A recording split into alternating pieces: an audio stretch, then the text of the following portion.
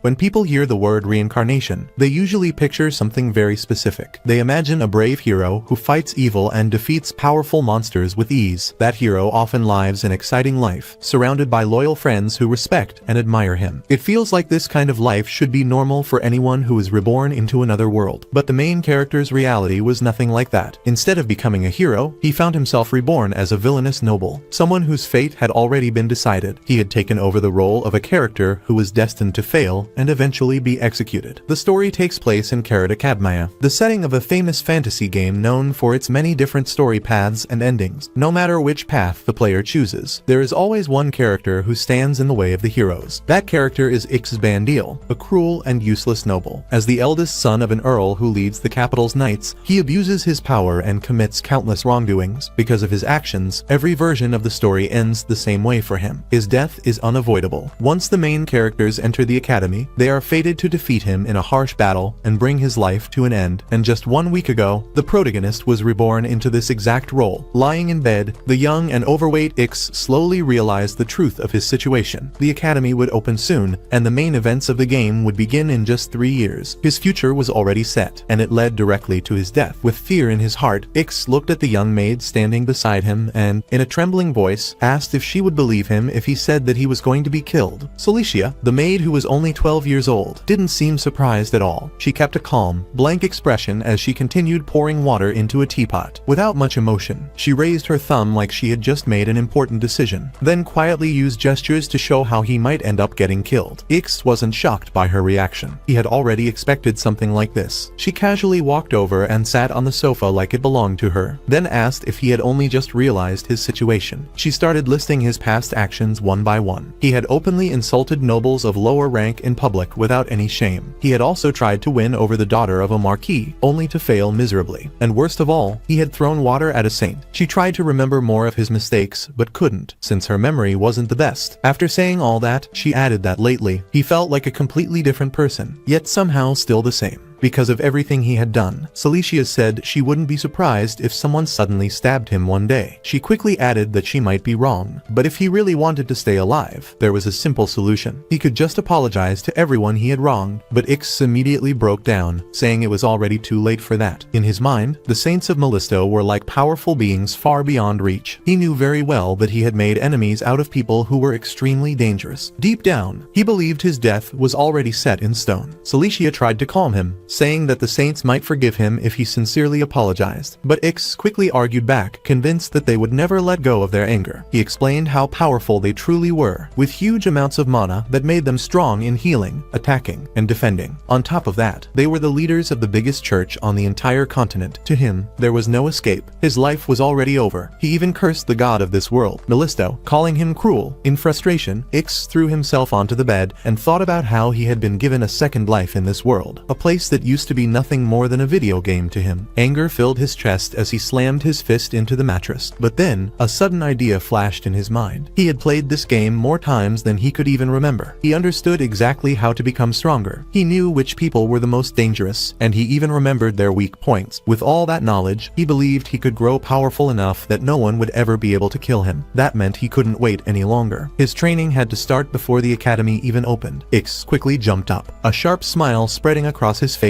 and made a firm promise to himself. He would rise as the ultimate villain. Celicia, watching him, tilted her head and said she had no idea what he was talking about. At that moment, Ix suddenly noticed small flames flickering around his body. Curious, he looked at his palm and realized he actually had a tiny amount of magic talent. But in his excitement, he lost control of the flames he had just created. In the next second, he was rolling across the floor in pain as he burned himself. Celicia didn't even try to help. Instead, she placed a hand on her rumbling stomach and happily said that tonight's dinner might as well be roasted pig. Later on, in the Black Feather Forest near the Bandiel territory, Ix stood in heavy armor, facing a fierce monster. He knew that hunting monsters was the fastest way to gain experience and grow stronger. Speaking out loud, he explained his plan to Celicia, who stood nearby with her usual calm expression. If he wanted power, he had to defeat strong enemies. Now, putting that plan into action, he prepared himself to fight a creature that had looked much bigger from far away, but seemed smaller up close. He gripped his sword and shield tightly, trying to stay focused. From a safe distance, Celicia watched and casually asked if that small creature was even dangerous. The beast growled loudly, and Ix felt a moment of fear. Still, he clenched his teeth and shouted that he wasn't scared, reminding himself of his goal to become the ultimate villain. But his confidence didn't last long. In an instant, the monster slammed him onto his back. The small beast stood over him, ready to finish the fight. Celicia burst into laughter and called him weak. As he lay there in defeat, Ix remembered one simple truth from the game. There were no easy shortcuts when it came to leveling up. The only way to increase his stats was by fighting head-on. Ix understood that if he kept battling again and again, he would slowly become stronger. That realization filled him with new determination. Without hesitation, he pushed himself up and, to Celicia's surprise, struck the beast with one powerful hit. It was proof that he was improving. The monster collapsed to the ground, defeated. Ix cheered over his small win, while Celicia simply let out a quiet sigh. As time passed, a full year went by, and his strange behavior did not go unnoticed. The people in town often talked about him, complaining about the trouble he kept causing. Just that month alone, they counted this as the 7th problem linked to him. Whispers spread as people questioned whether he had changed at all. Even though he was the captain's son, some claimed they heard he had tried to burn himself alive. Others pointed out how he ignored the teachings of Mellisto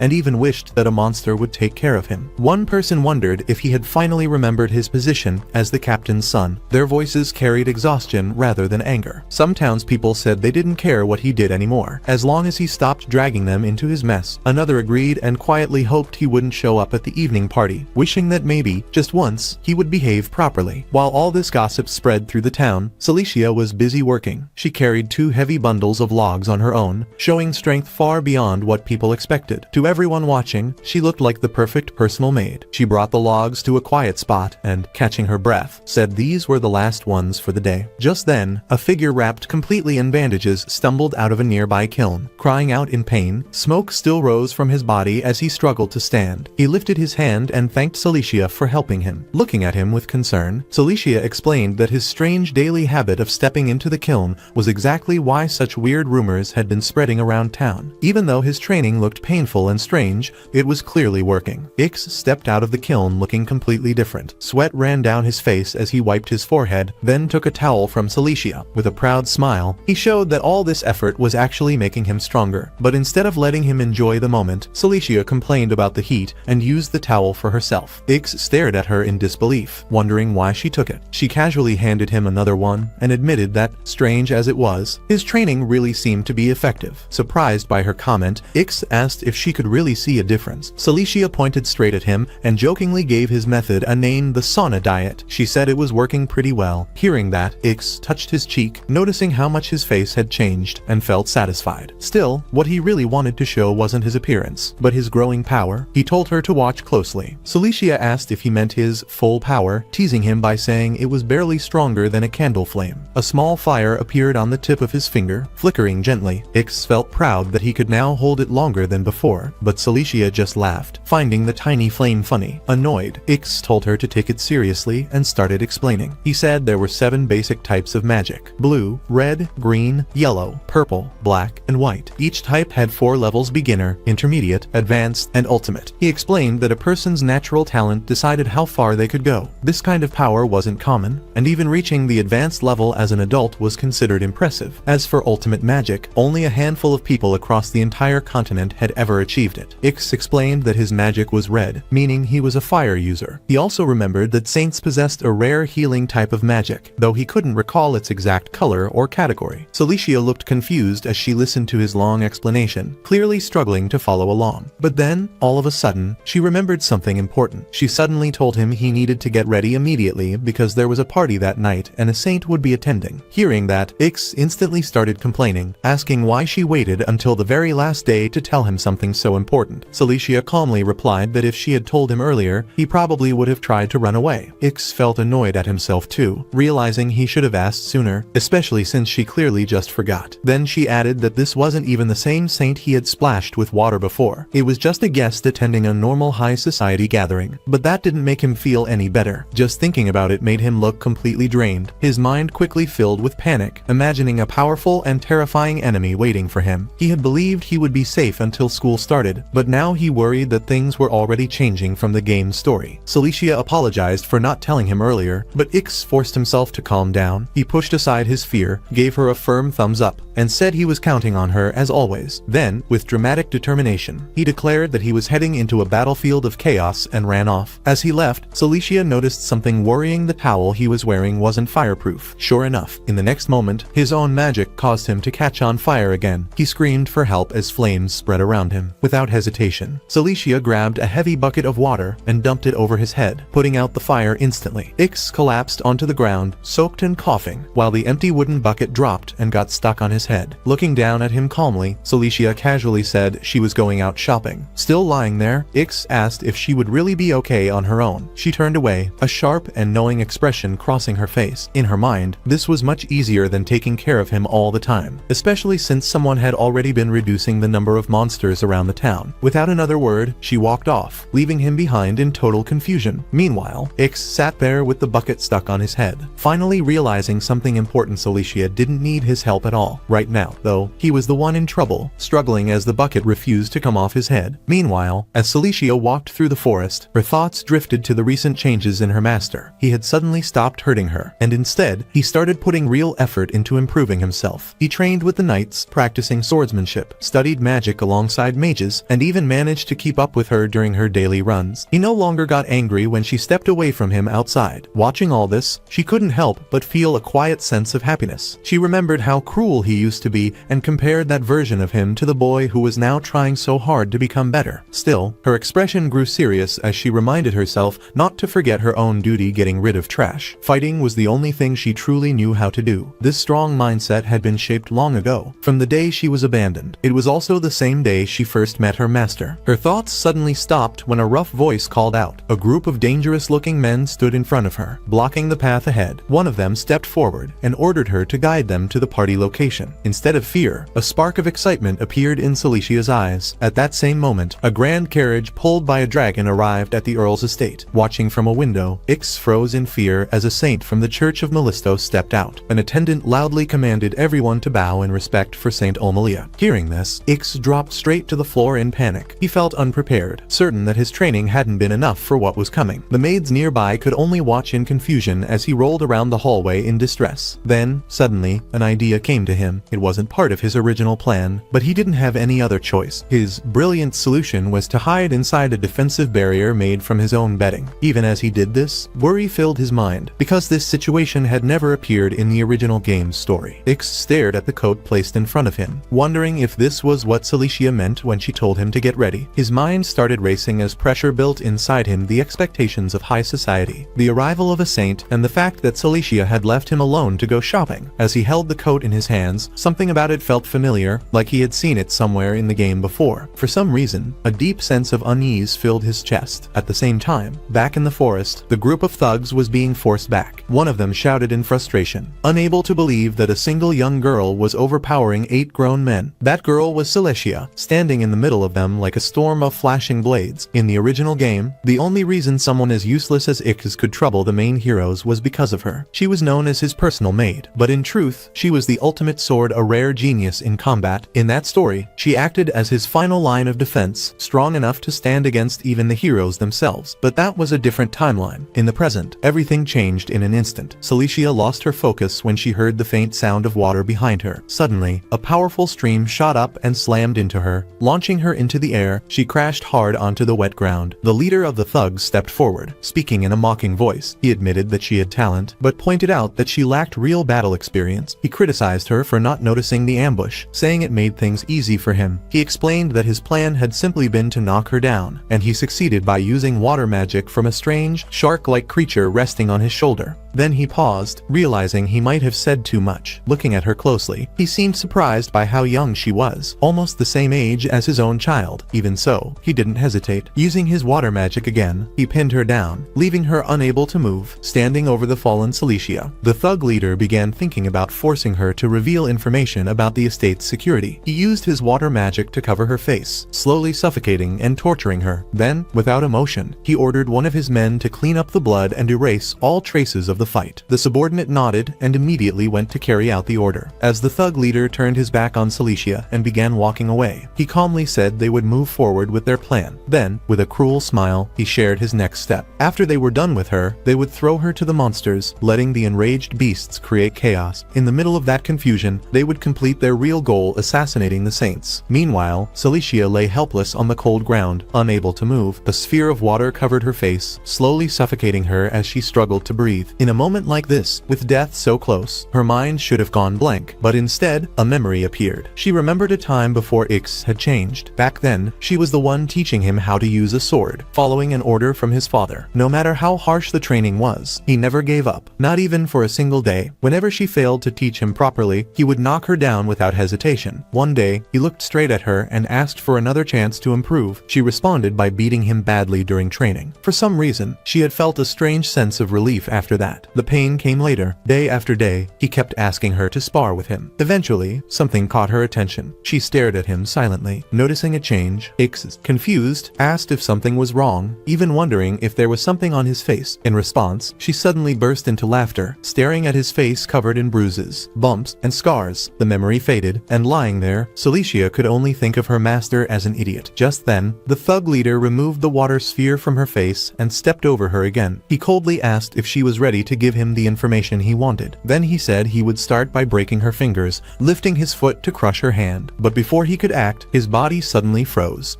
He felt a powerful surge of mana nearby. Confused, he wondered if it belonged to the knight captain, or perhaps a knight from the church. That shouldn't have been possible. Their plan was supposed to be secret, but the energy he sensed was different, darker, heavier than anything he expected. At that very moment, Ix appeared and stood in front of Cilicia. He spoke in a calm voice, greeting her as if nothing was wrong, and asked if he had put on the outfit the right way. Cilicia looked up at him in surprise and softly called his name. The thugs quickly guessed who he was just by his appearance, the captain's son. They had already heard rumors about him, that he was a useless noble with no friends and no real talent. Laughing, they mocked him for avoiding the saints and called him nothing but a coward. Their harsh words hit Ix hard. He suddenly dropped to the ground, overwhelmed as their insults crushed his spirit. Cilicia tried to get up and told him to run away, but her body wouldn't cooperate anymore. Just as she started to fall, Ix caught her in his arms. At that moment, a memory from the game flashed through his mind. This incident was supposed to be the event that started the main story. On the surface, it looked like a simple attack by bandits, but in truth, the ones behind it were members of a group called the Ols. They were a cult that opposed the Church of Mellisto and followed a chilling belief: God is gone. Hearing this, the thug leader froze in shock and demanded to know how a noble child like him could possibly know such things. But there was no time for answers. The thugs rushed forward and launched their attack. Cilicia grew anxious, knowing that Ix's magic was barely stronger than a small flame. Still, Ix told her not to worry. He calmly assured her that he was stronger than they were. In his mind, he clearly recalled how magic worked. There were 4 ranks: beginner, intermediate, advanced, and the highest level, ultimate. The higher the rank, the greater the power and size of the magic. Hard work could help someone improve, but reaching the top still required natural talent, and that was the problem. Ix had none, not even a little. So instead, he had tried something different. He copied the training method used by the game's main character. By exposing himself directly to the magic he wanted to master, he forced his body to adapt, hoping to grow stronger through sheer effort alone. His natural affinity was red, meaning he could use flame magic, so he chose a brutal way to grow stronger. He pushed his body by surrounding himself with fire again and again. It was painful, almost like torture, but because of that harsh training, Ixen, who once couldn't even handle beginner-level mana, had now reached the level of advanced magic. Cilicia stared in shock, unable to believe what she was seeing. The master she once thought was weak suddenly summoned a massive horned giant made of fire. It was advanced primary magic, and the spell he used was called Anima Incarna. With just a simple command, the fiery giant moved forward and unleashed a blast of flames so powerful it could reduce people to ashes in seconds. The thugs froze where they stood, overwhelmed by the sheer force in front of them. Their leader quickly jumped high into the air, trying to escape the spreading flames. Ix, however, stayed completely calm. He told the man to turn around and run if he wanted to live. But the thug leader refused. Anger filled his voice as he shouted that the saint who refused to heal them was just beyond those flames, and he swore he would make Ix pay for looking so confident. Ix didn't react. Holding Cilicia gently in his arms, he said he understood the man's anger. But in that moment, the thug realized it was already too late. Fear twisted his face as the flames grew stronger pressure around him. Ix spoke coldly, saying the man had made one unforgivable mistake. He had laid a hand on his maid. Because of that, he would pay the price. The thug stood frozen as the fire giant leaned forward, its massive form closing in. The instant it touched him, his body exploded under the intense heat. When the flames finally died down, silence filled the area. Celicia looked up at Ix and softly asked why he had come to save her. Her question made him smirk slightly. As he carried her on his back, he said he just wanted to show her how strong he had become. He even admitted that he had been hoping someone who wanted to kill him would show up.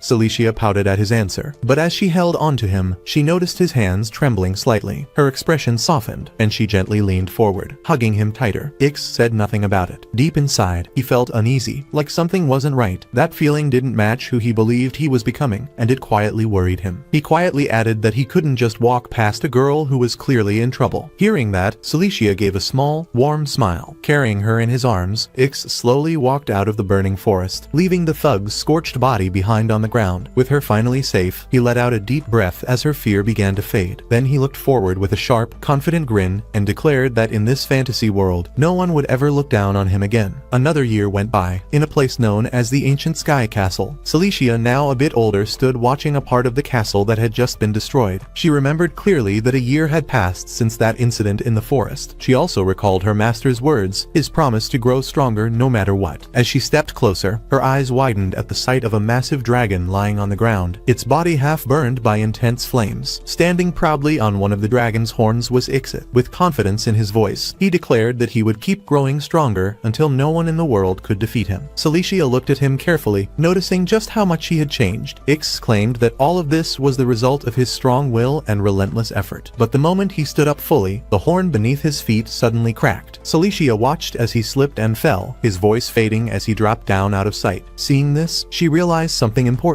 Even though her master had changed a lot on the outside, deep down, his personality and stubborn determination were still exactly the same. There was a well-known story everyone had heard before, a hero blessed by a goddess who defeated the Demon King using a legendary silver sword. It was a classic tale, familiar to anyone who had ever played the game. Back in the present, two women stood in front of a painting of that very hero. One of them mentioned how all knights seemed to admire him. The other, a nun, gazed at the image with deep interest, admitting that she had feelings for him and wondering what kind of man he truly was. She believed with certainty that he must have been kind and noble. It had now been 2 full years since the protagonist was reborn as Ix's Bandil. In the original story, he was meant to be a villain who would eventually be killed by the heroines. To avoid that fate, he pushed himself through intense training. Right now, a grand celebration was taking place, the anniversary of the Night Order, hosted by the Bandil family. Even though the hall was full of people, Ix stayed alone in a quiet corner. He had only come because Celicia promised him that no saints would be attending. At first, that gave him some comfort, but now that he was actually there, it felt much harder than he expected. All he could do was quietly hold back his tears. It made sense his past self had earned the hatred of so many people. As he stood there, he noticed a crowd gathering nearby. A jester was entertaining them, telling a dramatic story about a wicked hero whose heart had been changed by the deep love of his maid, leading him to defeat his enemies. Everyone listened closely, completely drawn in by the tale, but as Ix stepped closer, something about the voice felt familiar. When he finally saw the jester clearly, his eyes widened in shock. He couldn't believe it. The jester was Celicia, and she was telling a story about him and herself. She described how the hero used a blazing sword to defeat his enemies and save his maid. She even added how he had shouted that no one should dare touch his woman. The crowd reacted with excitement, completely caught up in the story. A nun in the audience eagerly asked what happened next to the hero and his maid. Celicia admitted that even her own heart had started racing while telling the tale, but Ix had heard enough. Anger rose inside him as he stepped forward and demanded to know what she thought she was doing. Celicia stopped her performance and walked straight toward him. At that moment, the people around them turned their eyes on Ixe, their gazes cold and full of judgment. He immediately understood why. His past actions still shaped how everyone saw him, and facing that reality was harder than he had imagined. Confused and frustrated, Ix wondered why Celicia would even do something like this. She ignored the nun, who kept asking for the rest of the story, and instead commented that no one really cared anyway. Then Then she casually pointed out how surprising it was that he had even decided to show up at the party. Ix quickly said that he had only come because she promised no saint would be there. But the moment he noticed the nun standing nearby, his face went pale and his eyes widened in shock. Celicia tried to pretend she hadn't seen anything, acting completely normal. The nun, however, smiled warmly and greeted Ix like an old acquaintance, saying it had been a while. The female knight standing behind her casually added that it really had been some time, especially since that famous water incident. Hearing that, Ix broke into a cold sweat. There was no mistake. He wasn't imagining things. The nun wasn't just anyone. She was Emilia Garrett, a true saint of Mellisto, blessed with divine power and capable of using powerful healing magic. Standing beside her was Alice Carmine, the daughter of Marquis Carmine. Her family controlled the largest company on the continent, and she had strong ties with many important figures across the world. Depending on the choices in the game, both of these heroines could be the ones to kill Ix, and to make things worse, he already had a bad history with them. Realizing this, Ix decided there was only one option left: run away as fast as possible. Celicia watched as her master escaped and let out a quiet sigh of disappointment. Meanwhile, Alice noticed that Ix was still just as loud and troublesome as ever. Emilia, on the other hand, happily talked about how much she liked the continent because it had the strongest knight order. She even guessed that the future hero might come from this very land. Alice simply agreed with a blank expression. At that moment, a female knight approached them. She politely apologized on behalf of their future captain, even though she admitted it wasn't much of an apology. She invited them to join their daily monster hunt. Alice already knew that the Bandale Knight Order was made up mostly of young members and strong but simple soldiers. Meanwhile, Emilia, who was cheerful but a bit naive, became excited at the thought of going on an adventure. Ironically, she was the same Saint Ix had once splashed with water. As a saint of Mellisto, the religion with the largest following on the continent, her presence alone carried great importance. She was born with a healing power so incredible it felt like a miracle. Because of that, her authority was even greater than that of a king. Even so, she chose to stay neutral in most situations, since she was one of the chosen maidens of the goddess Mellisto. Saints blessed by the goddess held immense power, and if anything were to happen to one of them, it could easily spark a war between the kingdom and the Church of Mellisto. Later, as they went out on a hunt, every monster they faced was defeated without much effort. Alice had expected things to go smoothly, but even she couldn't hide her surprise at how easily everything was handled. Meanwhile, Ix was alone by a quiet riverside. He stared into the water, looking at his reflection, which reminded him of how he used to be. He blamed his past self for causing so many problems. Even if he tried to change now, it felt meaningless. His fate had already been decided. No matter what he did, he was destined to create chaos and eventually die. That outcome never changed in any version of the game. Now, there were only about 6 months left before the main story at the academy would begin. He didn't care much about the story itself, but knowing he might only have 1 to 3 years left to live filled him with a quiet sadness. Still, he pushed those thoughts aside for the moment, because he wasn't alone anymore. He stood up as a monster suddenly appeared behind him. It was the ruler of the skewered frost corpses, the Faglunial. Ix shouted that he refused to die in such an interesting world. He drew his sword, ready to fight, even apologizing to the creature ahead of time since he planned to make it his next meal. But instead of attacking, the monster suddenly turned its head, then ran away in fear. Ix stood there, completely confused. At the same time, somewhere nearby, someone could be seen riding a beast, desperately escaping from something. Celicia soon arrived and pointed out that even that powerful monster seemed to be trembling in fear. Hearing this, Ix narrowed his eyes and said there was only one reason a creature that strong would run like that. Just then, a girl's voice rang out, telling someone to hurry. Ix looked around and asked who it was, only to realize it was Emilia and Alice. Emilia urgently told him to run as far away as possible. She warned him that they had been discovered by a terrifyingly powerful monster. At the same time, Alice grabbed the reins of their beast and said she would get the saint out of danger. Before Ix could react, they rushed off, leaving him behind. Moments later, loud crashing sounds echoed from behind him. He turned around, trying to figure out what was going on. In front of him, knights were being thrown into the air like they weighed nothing. The sight shocked him and reminded him of something from his previous life. Up until now, he had been doing things the original Ix never did. Since all of this was happening before the main story even began, he had assumed his actions wouldn't change much. But now, everything was unfolding in ways he never expected. His eyes widened in horror as a massive creature appeared. It was Yatan, a monster feared as a saint eater. It Ix immediately recognized it as a hidden boss from the game, one so difficult that many players had given up trying to defeat it. The creature had overwhelming attack power and was known to target Saint-class characters without mercy. In the original game, it only had a small chance of appearing later in the story if the player followed the Saint route, but now, it had shown up far too early. Ix could only guess that somehow Emilia's presence had drawn it here. Still, none of this made sense. The main story hadn't even started yet. Confusion and fear filled his mind as he tried to understand what was happening. Beside him, Celicia told him to wait for a moment. Ix watched as she quickly searched through a large bag, wondering what she was planning. It soon became clear she was preparing to help the injured knights lying around them. Then she pulled out a sword, her expression calm and confident, as if she trusted it completely. Without hesitation, she handed the weapon to Ix's, knowing full well that he would step forward and fight to save everyone. Ix loudly declared that he was only stepping in for the experience points. He added that it would also be a good chance to test how strong he had become, nothing more than that.